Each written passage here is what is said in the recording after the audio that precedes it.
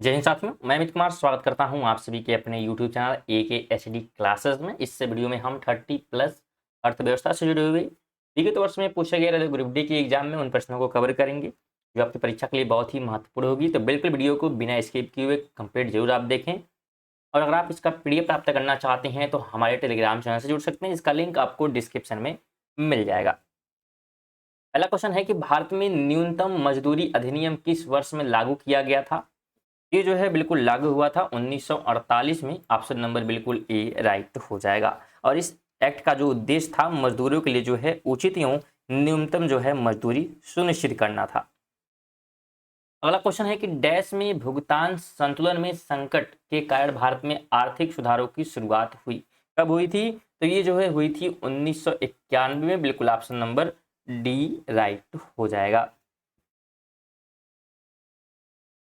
3 number है कौन सा भारतीय संगठन देश में गरीबी पर डेटा एकत्र करने के लिए जिम्मेदार है? तो उस संस्था का नाम जो है बिल्कुल राष्ट्रीय नमूना सर्वेक्षण संगठन यानी कि NSSO।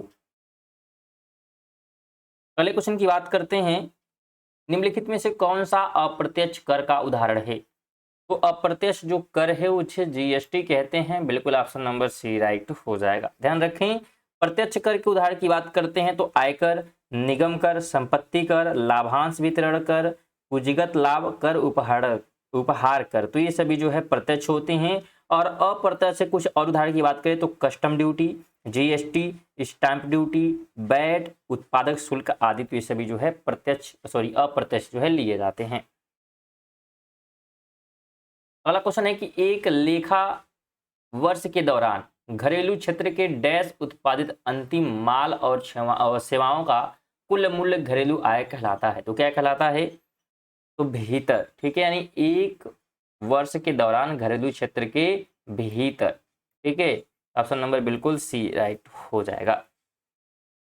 ध्यान रखें, अगर हम बात करें तो एक जो वित्तीय वर्ष में एक देश की सीमा के अंदर जो है उत्पादित समस्त अंतिम वस्तुओं एवं सेवाओं की कुल मौद्रिक मूल्य को GDP कहते हैं और इसे ही आमतौर पर घरेलू आय कहा जाता है।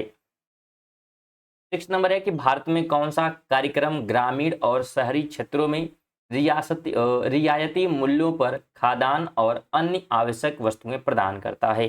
ये जो है प्रदान करता है सार्वजनिक वितरण प्रणाली। बिल्कुल ऑप्शन नंबर बी राइट हो जाएगा।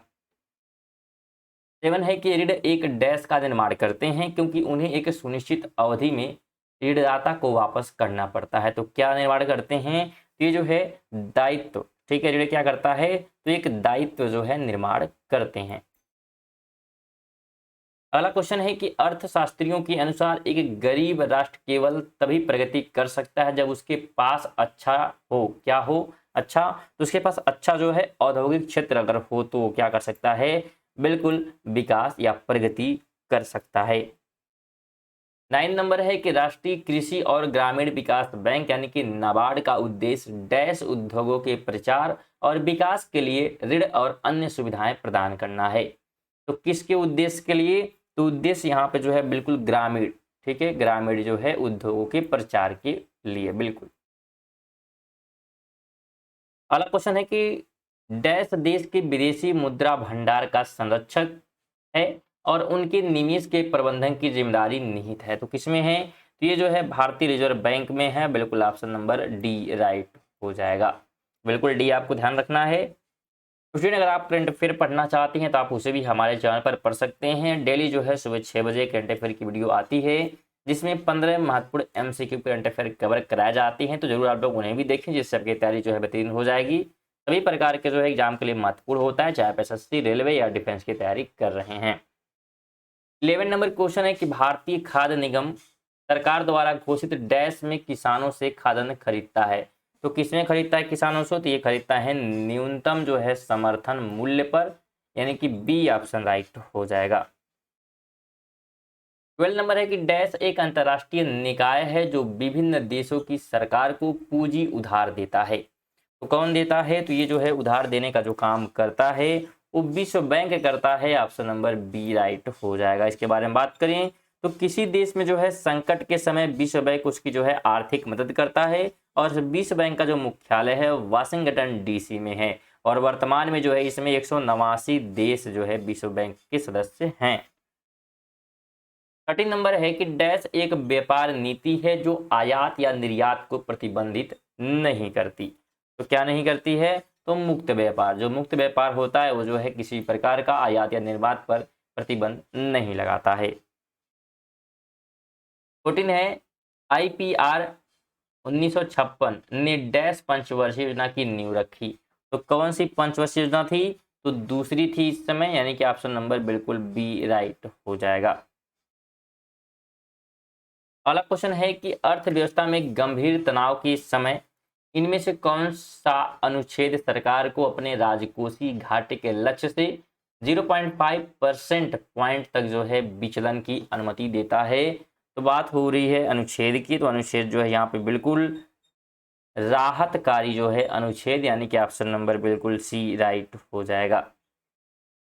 16 है कि जब सरकार करों को कम करती है और सरकार व्यय को बढ़ाती है तो इस प्रकार की राजकोषीय नीति क्या कहलाती है? तो उसे जो है बिल्कुल कहा जाता है विस्तारवादी राजकोषीय नीति। 17 है कि अंतर्राष्ट्रीय मुद्रा कोष के विशेष आहरण अधिकार यानी कि SDR का मूल्य कितनी मुद्राओं वाली बास्केट ऑफ करेंसी द्वारा निर्धारित किया जाता है? उनकी संख्या पूछ रहा है, तो संख्या जो है बिल्कुल कितनी होती है? तो संख्या होती है 5, यानी कि ऑप्शन नंबर बिल्कुल ए राइट हो जाएगा। 18 है कि भारत का केंद्रीय बजट तैयार करने वाला बजट प्रभाग वित्त मंत्रालय के अधीन डैश विभाग का एक हिस्सा है। तो किस विभाग का हिस्सा है? तो ये जो है हिस्सा है किसका? तो आर्थिक मामले का। बिल्कुल ऑप्शन नंबर बी राइट हो जाएगा।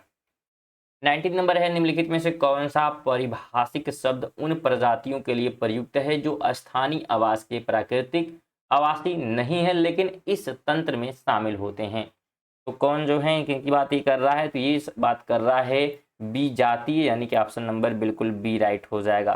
ध्यान रखिए बीजातीय शब्द जो है उन प्रजातियों के लिए प्रयुक्त है जो स्थानीय आवास के प्राकृतिक आवासी नहीं है लेकिन इस तंत्र में शामिल होते हैं, उनके लिए। 20 नंबर है कि FPI में प्रतिभूति और अन्य वित्तीय परिसंपत्तियां शामिल होती हैं जो विदेशी निवेशक द्वारा निष्क्रिय रूप से रखी जाती हैं। FPIR का पूर्ण रूप क्या है? बस हमसे यहाँ पे लास्ट में क्वेश्चन दिया है, बाकी चीज़ समझो कि मतलब नहीं है कि FPI का जो है फुल फॉर्म पूछा है, तो बिल्कुल इसका हो जाएगा फॉरेन पोर्टफोलियो इन्वेस्टमेंट। बिल्कुल ऑप्शन नंबर बी राइट हो जाएगा। अगला क्वेश्चन है कि जनता द्वारा मुद्रा के रूप में अपने पास रखे गए धन और उसके द्वारा बैंक जमा धन के अनुपात को क्या कहते हैं? तो उसे जो है बिल्कुल मुद्रा जमा अनुपात कहते हैं, यानी कि ऑप्शन नंबर ए राइट हो जाएगा। अगला क्वेश्चन है कि भारतीय जीवन बीमा निगम अधिनियम संसद द्वारा डैश में पारित किया गया था। तो ये जो है पारित हुआ था 1956 में, यानी कि ऑप्शन नंबर बिल्कुल डी जो है राइट हो जाएगा।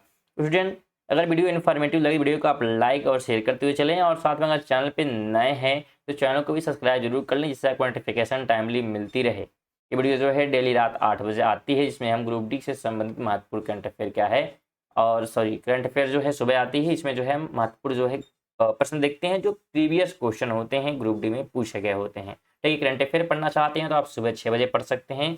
वो वीडियो भी क्या है सुबह 6 बजे आती है। 23 है कि भारत का प्रथम जो है डिजिटल केंद्रीय बजट वर्ष डैश में प्रस्तुत किया गया। ये जो है प्रस्तुत किया गया था 2021 में। बिल्कुल ऑप्शन नंबर ए राइट हो जाएगा। अगला क्वेश्चन है कि स्थानांतरित कृषि को किस अन्य नाम से भी जाना जाता है? तो इसको जो है स्लैश और बर्न, क्या? तो स्लैश और बर्न के नाम से भी जानते हैं स्थानांतरित कृषि को। बिल्कुल ऑप्शन नंबर ए आपको ध्यान रखना है। झूम कृषि भी क्या है इसे कहा जाता है। 25 है कि Tata iron and steel company की स्थापना किस वर्ष हुई थी? इसकी स्थापना जो है बिल्कुल हुई थी 1907 में, यानी कि ऑप्शन नंबर ए राइट हो जाएगा। ध्यान रखें स्थापना जो है 26 अगस्त को हुई थी 1907 को, और जमशेदपुर में हुई थी, और यह जो है निजी क्षेत्र द्वारा स्थापित लौह इस्पात संयंत्र है। 26 है कि निम्न में से किसे जो है तरल अस्थियों तथा मांग एवं आवधिक देयताओं के अनुपात के रूप में परिभाषित किया गया है? तो किसे जो है परिभाषित किया गया है, हमसे ये पूछ रहा है। तो ये जो है परिभाषित किया गया है आरक्षित नकदी निधि अनुपात को। अगला क्वेश्चन है, निम्नलिखित में से किस कार्य के मूल्य को राष्ट्रीय आय की गणना में शामिल नहीं किया जाता? उसमें जो है गृहिणी का कार्य ये जो है शामिल नहीं होता है। 28 है, निम्नलिखित में से कौन सी खरीफ की फसल है? तो खरीफ की बात की जा रही है तो बिल्कुल सी हो जाएगा मूंगफली क्या है? तो खरीफ की फसल है। खरीफ की अगर हम कुछ और फसलों की बात करें, ठीक है, जिसमें धान, मक्का, ज्वार, बाजरा, मूंग और मूंगफली क्या है? शामिल हैं। इसके अलावा गन्ना, सोयाबीन, कपास भी शामिल होता है। आगे बात करें 29 है, एक ही भूमि पर एक साथ दो या दो से अधिक फसलें उगाना कौन सी फसल प्रणाली से संबंधित है? तो ये जो है मिश्रित प्रकार से फसल जो है कहलाती है। बिल्कुल ऑप्शन नंबर ए राइट हो जाएगा। 30 नंबर है कि अर्थशास्त्री डैश ने 1998 में नोबेल पुरस्कार प्राप्त किया। तो किसने प्राप्त किया था? ये जो है प्राप्त हुआ था बिल्कुल अमर्त्य सेन को। बिल्कुल ऑप्शन नंबर ए राइट हो जाएगा। 31 है कि भारत सरकार के निम्नलिखित में से कौन सा विभाग भुगतान बैंक का संचालन करता है? तो उसका नाम जो है बिल्कुल डाक विभाग है। ऑप्शन नंबर डी राइट हो जाएगा। 32 है कि बैंक खाता या वित्तीय संस्थान में बिना किसी निर्दिष्ट परिपक्वता तिथि वाली जमा राशि को क्या कहते हैं? तो उसे जो है क्या कहते हैं? तो उसे क्या कहा जाता है? तो बिल्कुल चालू जमा कहा जाता है, यानी कि ऑप्शन नंबर बिल्कुल ए राइट हो जाएगा। ध्यान रखें, बैंक खाते या वित्तीय जो है संस्थान में बिना किसी निर्दिष्ट परिपक्वता तिथि बाकी जमा राशि को जो है चालू जमा कहा जाता है, और चालू जमा को जो है करंट अकाउंट भी कहा जाता है। इसके अलावा इसमें अकाउंट जो है कंपनी या कारोबारियों के लिए जो है होता है, तो ऐसे को हम क्या कहते हैं? तो बिल्कुल करंट अकाउंट कहा जाता है। अगला क्वेश्चन है कि नीली क्रांति डैश से संबंधित है? तो ये जो है जुड़ा हुआ है मत्स्य उत्पादन से, यानी कि ऑप्शन नंबर बिल्कुल सी जो है राइट हो जाएगा। नीली क्रांति की बात करते हैं तो नीली क्रांति जो है हीरालाल चौधरी और अरुण कृष्णन को माना जाता है। ठीक है, इसके अगर बात करें तो नीली क्रांति के जनक के रूप में किसे जाता है? तो बिल्कुल हीरालाल चौधरी और अरुण कृष्णा को जाना जाता है। और इसकी शुरुआत जो है भारत में बात करते हैं 1985 से वर्ष 1990 के बीच में किया गया था। कुछ महत्वपूर्ण हम फसलों की बात कर लें और उससे जुड़े हुए क्रांति की। तो पेट्रोलियम से अगर हम बात करें तो पेट्रोलियम जो है, अगर काली क्रांति की बात हो रही है तो पेट्रोलियम के उत्पादन से जुड़ा हुआ है। नीली क्रांति मछली उत्पादन से, गोल्डन फाइबर क्रांति जो है जूट उत्पादन से, गोल क्रांति जो है आलू से जुड़ा हुआ है, श्वेत जो है क्रांति दूध से, और ग्रे क्रांति जो है उर्वरक से, रजत क्रांति अंडा से, गुलाबी क्रांति प्याज और झींग उत्पादन से, पीली क्रांति जो है तिलहन से जुड़ा हुआ है, सुनहरी क्रांति मधुमक्खी से, और लाल क्रांति मांस उत्पादन और टमाटर उत्पादन से जुड़ा हुआ है।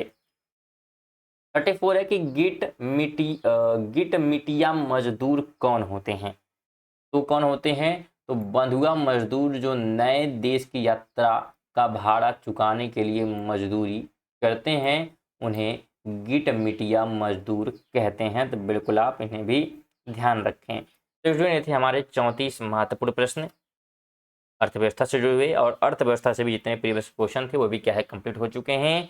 तो बिल्कुल प्रीवियस क्वेश्चन आपके जितने भी सामान्य ज्ञान से प्रश्न बन सकते हैं उनको कंप्लीट कर दिया गया है। सिर्फ स्टैटिक जेके बचा हुआ है, तो जो है बिल्कुल शुरू कर दिया जाएगा, और स्टैटिक जेके भी क्या है जल्दी खत्म हो जाएगा। बिल्कुल आपका सिलेबस खत्म हो चुका है, प्रीवियस क्वेश्चन भी क्या है कंप्लीट हम लोग करवा चुके हैं, मैथ के क्वेश्चन चल ही रहे हैं।